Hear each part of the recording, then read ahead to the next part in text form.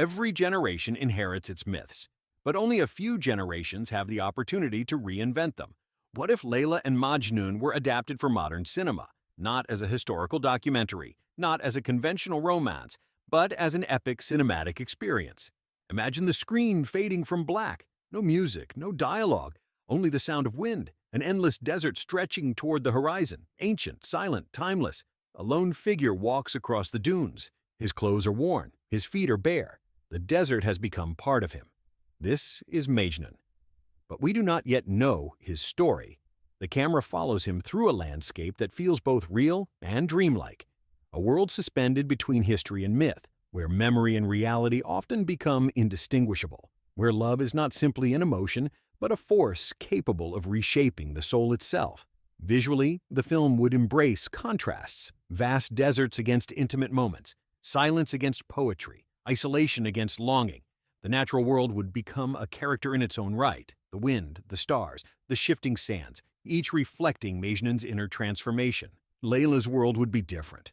Rich fabrics, gardens, architecture, the ordered structures of society, a place defined by expectations and boundaries. Yet beneath its beauty lies another kind of prison, a life shaped by obligation, a future chosen by others, a love she is forbidden to pursue.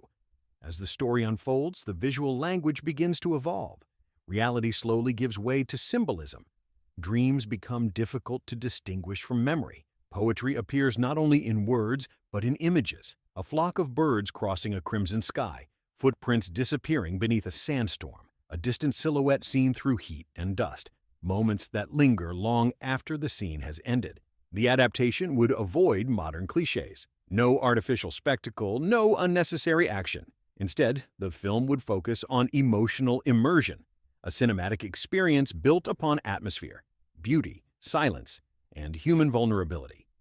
At its core, this would not be a story about finding love. It would be a story about becoming transformed by it.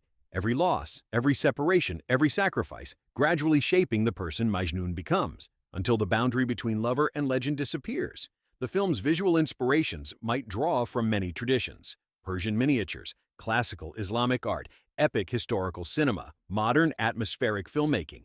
Yet the goal would remain the same: to create something timeless, something that feels both ancient and entirely new. Because great adaptations do more than retell stories. They reveal why those stories survived in the first place. They uncovered truths hidden beneath centuries of retelling, and they invite audiences to experience familiar legends through fresh eyes. But every film requires more than beautiful imagery. It requires a theme, a central idea, a question worth exploring.